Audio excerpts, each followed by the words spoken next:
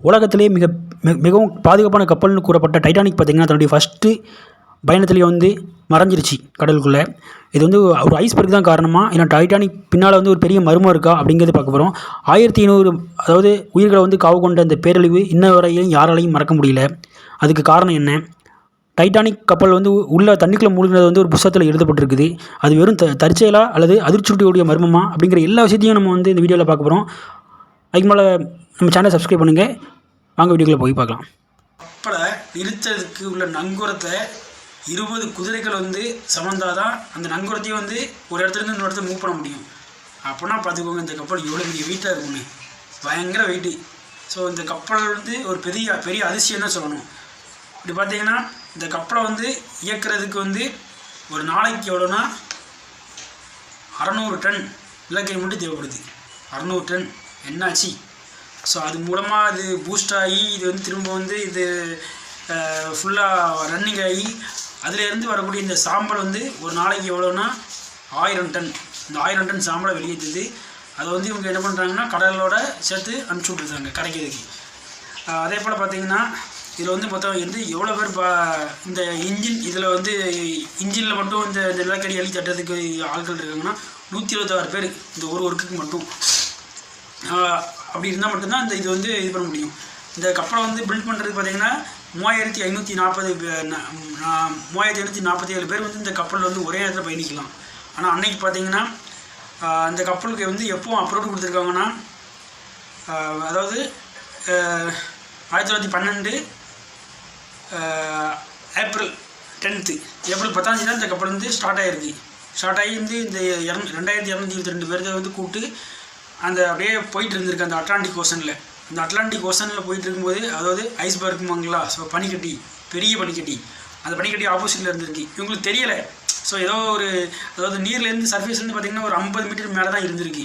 So ஏதோ சின்ன பனிக்கட்டியாக இருக்கும் அப்படின்னு வச்சுருக்காங்க. ஆனால் அதோடைய டெப்த்து கீழே பார்த்திங்கன்னா 300 மீட்டருக்கும் கீழே இருந்திருக்கு. அப்படின்னா 350 கீழே ஒரு சர்ஃபேஸ் கீழே ஒரு 300, மேலே ஒரு 50னா 350 மீட்டரில் உள்ள ஒரு பனிக்கட்டி. ஸோ இது டச் ஆகிருக்கு. டச் ஆகும்போது என்னாச்சுன்னா லைட்டாக கப்பலை வந்து உடைய ஆரம்பிச்சிருக்கு. அவங்களுக்கு தெரியல. அதான் ஃபஸ்ட்டு வந்து என்னென்னா ஹோல் விழுந்திருக்கு. அந்த ஹோலில் தண்ணிலாம் உள்ளே வந்துருக்கு. இப்போ நினச்சிருக்காங்கன்னா சாதாரண இது அப்படின்னு சொல்லி நினச்சிருக்காங்க. அது போக போக தான் தெரிஞ்சிச்சு அது வந்து ஒரு பெரிய இதுன்னு.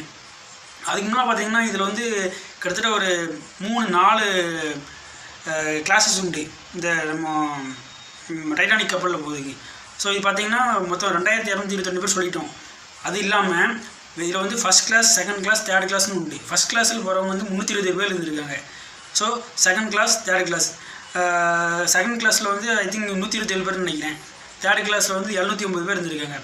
ஸோ இது வந்து பார்த்திங்கன்னா இது வந்து ஒரு பெரிய அதிசயம் தான். என்னென்னா இதில் வந்து என்ன இருக்குன்னா ஸ்விம்மிங் பூல் இருக்குது. அதுக்கப்புறம் இந்த இது சொல்லுவாங்கள்ல ஜிம்மு, லைப்ரரி, இந்த கோர்ஸ் அப்படிம்பாங்க அது, இந்த மாதிரி எக்கச்சக்க உள்ள இதெல்லாம் இருக்குது. அதாவது எப்படின்னா ஒரு ஊர் இருக்குன்னா அந்த ஊரில் வந்து பேப்பர் போடுறதுக்கு வந்து ஒரு இடம் இருக்கும், ஒரு ஆலை இருக்கும். அந்த ஆலையில் வந்து பிரிண்டிங்கில் வந்து அதாவது பிரிண்டிங் ப்ரெஸ் வந்து அச்சடித்து அதுக்கு பிறகு ஊர்களுக்கெல்லாம் வந்து விநியோகிப்பாங்க. ஆனால் இந்த கப்பலில் பயணம் செஞ்சவங்களுக்கு இந்த 2222 பேருக்கு மட்டுமே அதாவது இந்த அட்லாண்டிக் ஓஷன் அப்படிங்கிற ஒரு நாளிதழே இந்த கப்பலுக்குள்ளே வந்து போட்டிருக்காங்க. அது வந்து இந்த கப்பலுக்குள்ளே போடுறதுக்கு அந்த ப்ரெஸ்ஸே வந்து பிரிண்டிங் ப்ரெஸ்ஸே அந்த கப்பலுக்குள்ளே இருந்திருக்கு. அப்போனா பார்த்துக்கோங்க இது வந்து ஒரு மிகப்பெரிய ஒரு கப்பல். ஸோ இந்த கப்பலில் வந்து உங்களுக்கு கிடைக்காத பொருளே கிடையாது, எல்லாமே உள்ளே இருக்குது. அப்படிங்கும்போது இந்த கப்பல் வந்து அவ்வளோ பிரமாண்டமான கப்பல். ஸோ இது இல்லாமல் இந்த கப்பலில் வந்து ஒரு 344 புத்தகங்கள் இருக்குது. அதாவது இந்த ஃபஸ்ட் கிளாஸில் உள்ளவங்களுக்கு வந்து தேவையான பொருட்கள், அதாவது இப்போ வந்து அவங்களுக்கு வந்து அதாவது ஒரு பியர் தேவைன்னா பியர் கிடைக்கும், விஸ்கி கிடைக்கும், அதெல்லாம் வந்து சுருட்டு எல்லாமே உண்டு இந்த இதில். ஸோ இது வந்து எப்படின்னா ஒரு 15,000 பீர் பாட்டில் இருக்குது, 1500 விஸ்கி மற்றும் ஒரு 8000 சுருட்டு. இது எப்பவுமே ஸ்டாக்கில் இருந்துகிட்டே இருக்கும். ஏன்னா இந்த ஃபஸ்ட் கிளாஸில் போகிறவங்களுக்கு எப்போவுமே தேவைப்படுதோ அப்போதெல்லாம் எடுத்து குடிக்கிறதுக்கு அவங்களுக்கு தேவைப்பட்டே இருந்ததுனால எப்பவும் ஸ்டாக்கில் இருந்துகிட்டே இருக்கும். அது இல்லாமல் 354 புக்கு இதில் உண்டு. ஸோ இந்த 354 புக்கையும் வந்து வாசி காமிக்க ஒரு இசைக்குழு இருந்துகிட்டே இருப்பாங்க. ஸோ இந்த ஃபஸ்ட் கிளாஸில் உள்ளவங்களுக்கு எப்போது மனசு வந்து சோர்வாக இருக்குது, ஏதாவது பாட்டை கேட்கணும் அப்படின்னு சொன்னாங்கன்னா அந்த யாருக்கு எந்தெந்த புக்கு இருக்கோ அந்தந்த புக்கில் உள்ளவங்களில் வந்து அந்த புக்கில் உள்ள அந்த பாட்டை வந்து வாசிக்க வேண்டிய என்ன பண்ணுவாங்கன்னா, ஸோ அந்த இசைக்குழுவை கூப்பிடுவாங்க. இசைக்குழுவை கூப்பிட்டாங்கன்னா அவங்க வந்து பாடி காமிச்சு அவங்களை வந்து மகிழ்ச்சி படுத்தி போகிறது தான் அந்த இசைக்குழுவோடைய வேலை. ஸோ இவ்வளோ பெரிய பிரம்மாண்டம் இருக்குது அந்த கப்பலில். ஸோ அந்த கப்பல் என்னாச்சுன்னா இந்த மாதிரியா ஐஸ்பர்க்கில் மோதி கடைசியில் வந்து 2ஆக பிளந்துருச்சு. ஸோ அது 2ஆக பிளந்த இதே தெரியாது. அதாவது எல்லாருமே வந்து இதில் வந்து ஆக்சிடென்ட் ஆயிடுச்சு அப்படின்னு மட்டும் தான் தெரியும். இது வந்து ஏதோ ஒரு பெரிய விபத்தை சிக்கிடுச்சுன்னு மட்டும் தான் தெரியும். ஆனால் அதுக்கப்புறம் தான் அவங்களுக்கு தெரியும். கிட்டத்தட்ட வந்து ஒரு 73 வருஷம் கழிச்சு தான் இதை வந்து திரும்பி கண்டுபிடிச்சிருக்காங்க. 1985 செப்டம்பர் 1 தான் இதை கண்டுபிடிச்சிருக்காங்க. இது வந்து ஆக்சிடென்ட் ஆகி இது வந்து எங்கே கடந்திருக்கு, அதாவது உள்ள அந்த இடங்கள்லாம் தேடி பார்த்துருக்காங்க. எந்த இடத்துல வந்து உள்ள டேமேஜ் ஆகிச்சு, கிராஷ் ஆகிச்சு, அது எந்தெந்த அதோடைய பொருட்கள் எங்கே கிடக்குன்னு சொல்லி தேடி பார்த்துருக்காங்க. ஆனால் கிடைக்கவே இல்லை. ஆனால் கடைசியில் வந்து பலட் அப்படிங்கிறவர் தான், அவர் வந்து யார், ஐ திங்க் கனடியன்னு நினைக்கிறேன், சரியாக தெரியல, ஃப்ரெஞ்சா கனடியான்னு தெரியல. ஆனால் அவர் தான் வந்து அந்த ஃபஸ்ட்டு வந்து மீட் எடுத்திருக்காரு. அவர் தான் மீட் எடுத்திருக்காரு. ஏன்னா வந்து அது வந்து தேடிட்டே இருந்திருக்காப்புல. ஃபஸ்ட்டு இதெல்லாம் தேடிட்டு இருந்திருக்காங்க. ஏன்னா நம்மள்ட்ட அந்தளவு அப்போ டெக்னாலஜி கிடையாது. சோனாருங்கிற ஒரு கேள்விப்பட்டிருக்கீங்களா? அது வேற ஒன்றும் கிடையாது. கடலுடைய ஆழத்து அளவுக்கு தான் சோனார். அந்த சோனாரோடைய ஆழத்து இதை அது ஹெல்ப் வச்சு தான் ஃபஸ்ட்டு வந்து கண்டுபிடிச்சிருக்காங்க. ஆனால் கிடைக்கல. அப்புறம் ரோபாட்டிக்ஸ் ஒன்று இருந்திருக்கு. அது பேர் கூட சம்திங் தான் சொன்னாங்க, ஜாசன்கிற ஒரு ரோபாட்டிக்ஸு. அந்த ரோபாட்டிக்ஸை வந்து நம்ம வந்து அதை வந்து உள்ளே அனுப்பி, ஏன்னா வந்து அது சாதாரணமாக கிடையாது. கடல் மட்டத்துலேருந்து 3650 மீட்டரில் அடியில் தான் கிடந்திருக்கு. அது நம்ம டைட்டானிக்கு. ஸோ டைட்டானிக் உள்ளே கிடந்தோன்னா அது யாருக்குமே தெரியல. ஸோ இந்த ஜாசன்கிற ஒரு இதை வச்சு தான் வந்து ரோபாட்டிக்ஸ் வச்சு தேட வச்சுருக்காங்க. அதில் வந்து வெளிப்புறத்தில் எல்லாம் வந்து லைட்லாம் பொருத்தி கேமராவில் வச்சு அனுப்பிச்சுட்ருக்காங்க உள்ள. அதுக்கப்புறம் பார்த்தாங்கன்னா கண்டுபிடிச்சிட்டாங்க. ஸோ அதான் ஃபஸ்ட்டு வந்து செப்டம்பர் 1 தான் வந்து ஃபோட்டோ எடுத்து அனுப்பிச்சிருக்கு. கிட்டத்தட்ட 73 வருஷம் கழிச்சு அந்த ஒரு ஷிப்பு, பெரிய ஷிப்போட ஒரு இது வந்து கிடச்சிருக்கு. சின்ன சின்ன ஃபோட்டோஸ் கிடச்சோடனே ஸோ ஓகே அப்படின்னு சொல்லிட்டு இது பண்ணியிருக்காங்க.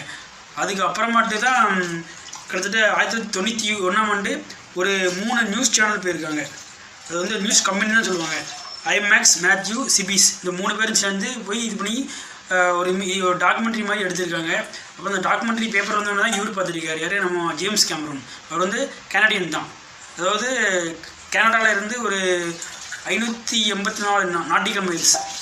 அதை தான் அவங்க வந்து அதில் வந்து அவ்வளோ தூரத்தில் தான் அது வந்து செதறி கிடந்திருக்கு அந்த ஷிப்பு, பெரிய ஐ திங்க் இந்த டைட்டானிக் ஷிப்பு. ஸோ செதறி கிடந்தோடனே அது இது பண்ணி கண்டுபிடிச்சிருக்காங்க.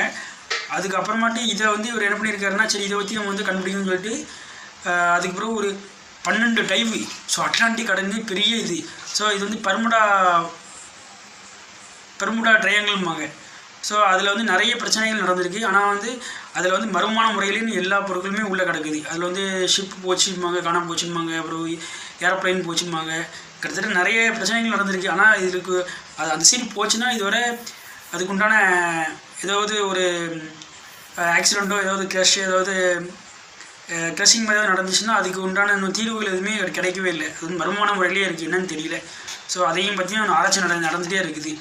ஸோ நம்ம அந்த டாபிக் போனால் பெரிய டாபிக், அதுக்குள்ளே வேண்டாம் விட்டுருங்க. ஸோ அந்த மாதிரி இவர் வந்து போய் அதை கண்டுபிடிச்சிருக்காப்புல. அதே போல் வந்து 1995 தான் அந்த ஜேம்ஸ் கேமரூன்ங்கிறது வந்து ஆராய்ச்சி பண்ணியிருக்காங்க. இந்த மாதிரியா அது வந்து அந்த அட்லாண்டிக் போர்ஷனில் ஒரு 12 டைம் வந்து டைவ் அடித்து உள்ளே போய் அது வந்து ஆராய்ச்சி பண்ணி அப்புறம் தான் ரிசர்ச் பண்ணி அப்புறம் அந்த படத்தை எடுத்திருக்காங்க. அந்த டைட்டானிக் கப்பல் செய்ததை விட இந்த டைட்டானிக் படத்தை எடுக்க ஆன பொருள் செலவு தான் அதிகம். ஸோ அந்த படத்தை எடுத்து நமக்கு கொடுத்துருக்காங்க.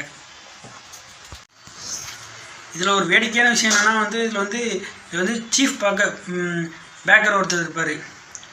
அவர் என்ன பண்ணிட்டாப்புலன்னா, அந்த டைட்டானிக் கப்பல் வந்து முழுக்க ஆரம்பிக்கும் போது என்ன பண்ணிட்டாங்கன்னா ஃபுல்லாக விஸ்கி அதிகமாக குடிச்சிட்டாங்க. விஸ்கி குடிக்க அவங்களுக்கு வந்து போதை அதிகமாகிருச்சுது. அதாவது இந்த கப்பல் என்னாச்சுன்னா மேலேருந்து கீழே ஃபுல்லாக விழுந்துருச்சு. இவங்களும் வந்து என்னாச்சுன்னா தண்ணிக்குள்ளே விழுந்துட்டாங்க. ஃபுல்லாக வந்து ஸ்னோ போடுறதுனால ஃபுல்லாக ஐஸாக இருந்திருக்கா. அந்த ஐஸில் கிட்டத்தட்ட எல்லாருமே நிறைய பேர் இறந்துட்டாங்க. இவர் மட்டும் வந்து அப்படியே அந்த போதையிலேயே அப்படியே இருந்திருக்காப்புல. அந்த சரக்கு அடித்த இதில் வந்து பாடி ஃபுல்லாக கொஞ்சம் வார்மாகவே இருந்திருக்கு. 2 மணி நேரம் கழித்து அந்த ரிசர்ச்சில் அந்த ரெஸ்கியூ அந்த இதில் இருக்கிறவங்களாம் அதில் வந்து பார்த்துருக்காங்க. தேடினோடனே இவர் இருந்தவொடனே இவர் காப்பாற்றிருக்காங்க. ஸோ இது வந்து ஒரு பெரிய ஆச்சரியம். ஒரு தீமைகளையும் ஒரு நன்மை சொல்லுவாங்களா, அந்த மாதிரி அவருடைய இது இருந்திருக்கு. ஸோ லாஸ்ட்டாக ஒரு 2009 நினைக்கிறேன். அதில் வந்து ஒரு அம்மா லாஸ்ட்டாக அந்த கப்பலில் பயணம் செஞ்ச ஒரு அம்மா லாஸ்ட்டாக இறந்தாங்க. ஏன்னா அந்த கப்பலில் போய்ட்டு இருக்கும்போது அவங்களுக்கு வந்து 2 மாதம் கை குழந்தவங்க. இப்போ அவங்க இறக்கும்போது 2009 அவங்களுக்கு வயசு வந்து 97 வயசு. ஸோ இந்த மாதிரி வந்து நம்ம சொல்லிகிட்டே போகலாம். ஸோ இந்த மாதிரியான இன்ஃபர்மேஷன் தெரிஞ்சுக்கிட நம்ம சேனலை சப்ஸ்கிரைப் பண்ணுங்கள். தேங்க்யூ.